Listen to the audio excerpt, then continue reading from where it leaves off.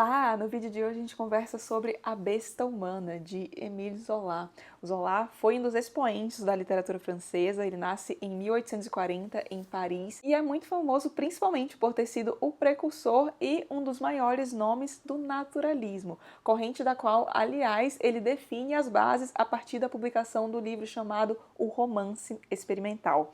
E no que consiste, afinal de contas, o naturalismo? O naturalismo é uma corrente literária do final do século XIX que se opõe bastante a uma outra corrente literária muito famosa chamada realismo, e essa corrente é bastante apoiada no darwinismo, porque o que acontece? Quando Darwin publica A Origem das Espécies, ele atesta que o ser humano é resultado de um longo processo de evolução e também alega que esse ser humano é condicionado pela sua raça, pelo meio no qual ele está inserido e também pelo contexto histórico no qual ele vive. E a partir disso a gente pode discutir então algumas das principais características dessa corrente naturalista. Por exemplo, o maior rigor científico presente nas obras, muito pautado no darwinismo, o fato de também as principais classes a serem retratadas nos livros serem as classes mais baixas e o fato de a análise psicológica dos personagens, que era bastante forte no realismo, ficar mais em segundo plano, porque o foco no naturalismo está sobre os instintos humanos.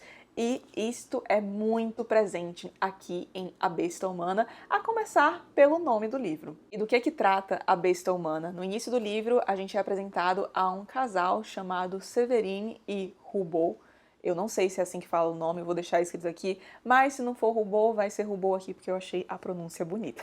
E quem é esse casal? A Séverine é descrita como sendo uma jovem muito bonita, muito formosa, ela vem de uma classe mais humilde e é órfã. Entretanto, os seus pais trabalhavam para um homem muito rico e quando os pais dela morrem, esse homem praticamente a adota, então a cria junto com a filha dele, elas ficam bastante amigas, praticamente vivendo como irmãs. Ela tem acesso a uma boa educação, ele também cede um dote considerável para ela que ela possa arrumar um marido e ele mesmo se encarrega de arrumar esse casamento. E o escolhido é então o Roubaud, que é um homem bem mais velho que a Séverine, um homem que não vem de uma classe super abastada, mas tem uma vida confortável, uma vida bastante estável, trabalhando como subchefe de uma estação de trem. E logo no começo do livro fica claro que o Roubaud tinha muito desejo pela Séverine, afinal de contas ela era jovem, muito bonita, mas o inverso não era verdadeiro. Logo a gente descobre que a Séverine se casa mais por conveniência,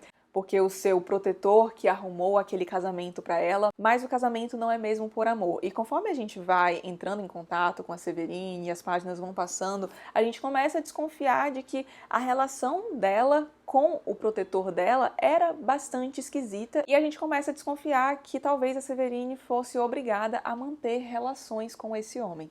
E é o que realmente acontece. O Roubaud descobre isso, fica transtornado e não quer deixar barato. Posteriormente, nós somos apresentados a um outro personagem bastante importante para o desenvolvimento da narrativa, que é o Jacques Lantier. O Jacques é maquinista na companhia de trem e a gente logo descobre que ele esconde uma faceta sua bastante obscura, que é o fato de que ele tem vontade de matar toda mulher por quem ele sente desejo. Sabendo então disso e buscando reprimir esse instinto, prestem atenção nisso, ele passa então a evitar a companhia de mulheres e se refugia na sua locomotiva. Entretanto, através de uma circunstância bastante trágica, o caminho do Jacques Lantier se entrelaça com o de Roubaud e o de Séverine. E esse encontro traz consequências para todos os personagens aqui do livro. Queria falar mais sobre o enredo deste livro aqui com vocês? Queria, só que já no começo acontece uma coisa tão inesperada que eu não poderia nem de longe vislumbrar só por ler a sinopse desse livro.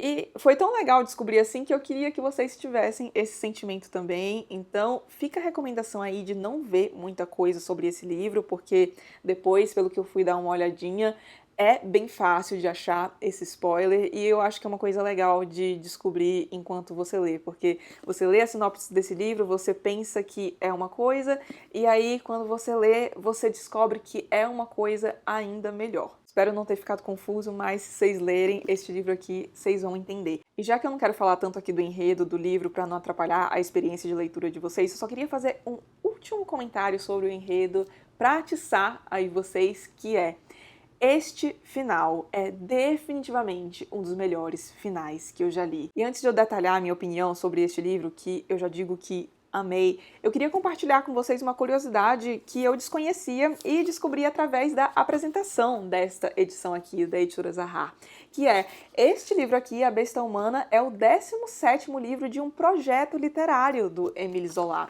E esse projeto é chamado Os Rougon-Macquart, espero que fale assim, História Natural e Social de uma Família sob o Segundo Império, cujos 20 livros foram lançados entre 1871 e 1893. E não sei se pareceu familiar a vocês essa coisa de um projeto literário, né? Vários livros compondo aí uma série que visava fazer um panorama natural e social, mas isso aqui logo me lembrou da Comédia Humana de Balzac, e o Zola realmente teve uma inspiração em Balzac para fazer isso. Só que ele até compõe um texto intitulado A Diferença entre Mim e Balzac.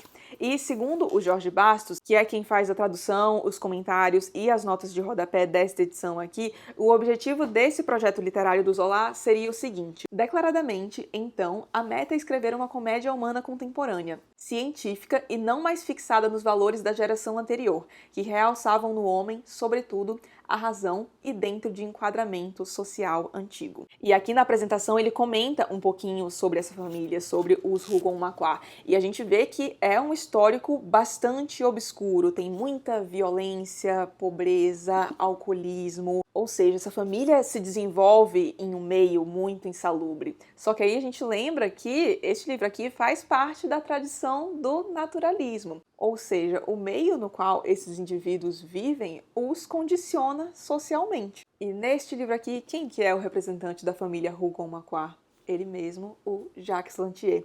E a gente vê aqui como o alcoolismo, que segundo o Zola seria hereditário nessa família, se transforma no Jacques Lantier nessa vontade sedenta que ele tem de matar toda mulher por quem ele sente desejo.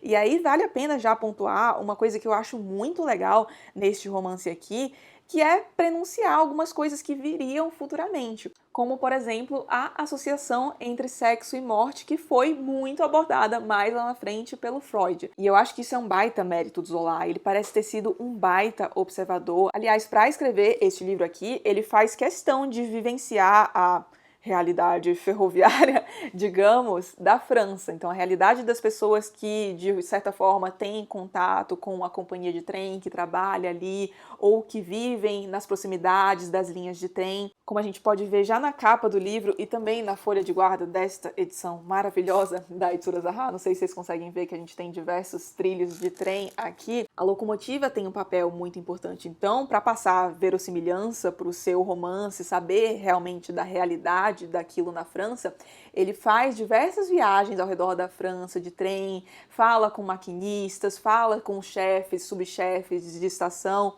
enfim, com as pessoas que têm a companhia de trem no seu cotidiano para ele conseguir passar isto aqui. E a gente vê que ele teve um baita êxito na tarefa dele. Conforme a gente vai lendo esse livro, a gente vê que ele tinha muito conhecimento sobre trem, sobre linhas ferroviárias, etc.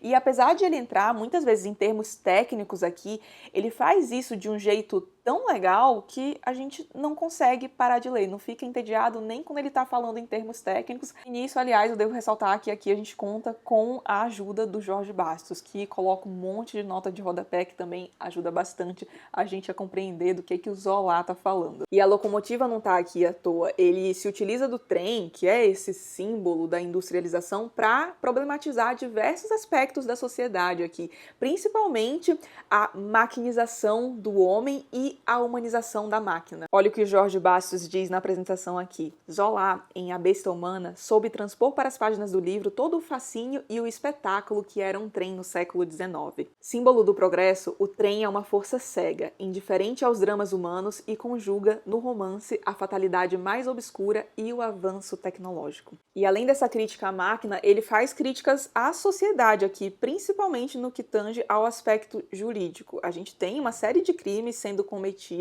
aqui neste livro, e aí a gente consegue ter uma ideia do quão sujo era o sistema jurídico à época. E queria encerrar este vídeo com 2 comentários finais. O primeiro é em relação ao aspecto que eu mais gostei no livro aqui, que eu achei mais genial, que é justamente a questão da besta humana. Quem seria a besta humana? Seria a máquina que é humanizada ou todos os personagens inseridos aqui que têm alguma coisa a esconder, que se utilizam da máscara da civilização para tentar esconder os nossos instintos mais primitivos e animalescos? Zola aqui joga luz sobre as motivações mais obscuras do ser humano e é simplesmente sensacional. O último comentário que eu queria fazer é: eu só queria dizer que enquanto eu li isso aqui, minha vida estava um caos. Tô prestes a sair de férias, tem um monte de coisa do canal pra resolver, que eu quero tirar férias do canal por um tempo também, vocês não vão perceber, tá rolando o vídeo aí, inclusive esse vídeo provavelmente está indo ao ar enquanto estou de férias do canal, mas ainda assim eu arrumei um jeito de devorar este livro em 3 dias. É um livro que tem uma quantidade de páginas considerável, são quase 400 páginas, se eu não me engano, e eu li o livro em 3 dias. Você não consegue parar de ler isto aqui. Eu disse que esse era o último comentário, mas não é, tem só mais um.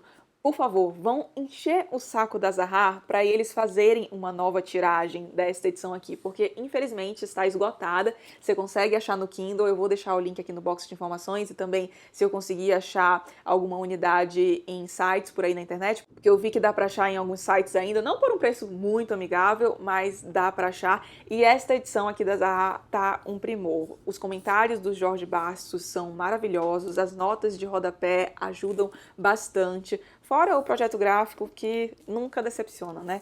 Clássicos Zahar, afinal de contas. Enfim, vão lá pedir para eles reimprimirem este livro aqui, porque juro que vai valer a pena. Já tô doida para ler algo mais do Zola, vocês falaram bastante de Germinal, e agora eu tô sonhando com uma edição de Germinal também pelo selo Clássicos Zahar. Vamos ver se um dia aí sai. Aliás, me contem aí, o que vocês leram do Zola? Vocês já leram A Besta Humana? O que vocês acharam? Deixem aí nos comentários. E se você gostou do vídeo, não esqueça de deixar um like e de se inscrever aqui no canal, caso não seja inscrito ainda. Um grande beijo e até o próximo vídeo.